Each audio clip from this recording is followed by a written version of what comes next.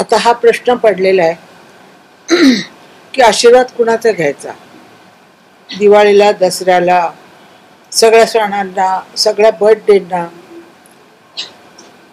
ती नेहमीच सांगायची, आशा तू चालली लंडनला किंवा अमेरिकेला, कुठेही जाताना मी तिला पाया पडून जायचे. तर ती सांगायची, तू सारखी मला पाया पडू नकोस, माझा आशीर्वाद नेहमी तुझ्या बरोबर आहे.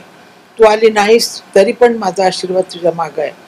माई आणि बाबा आणि मी तुमच्या सदोतीत जवळ आहोत.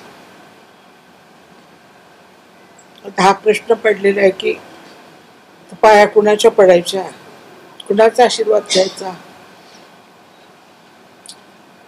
वडील गेले त्यावेळेला आम्ही लहान होतो. माई गेल्यानंतर पण दुसरे बाबा होते आमचे, लता मंगेशकर. इतकं जाणवलं नाही, पण आता खरंच ती गेल्यानंतर जाणवतंय की आम्ही अनाथ झालो, आम्ही पोरके झालो. असं सगळं आहे.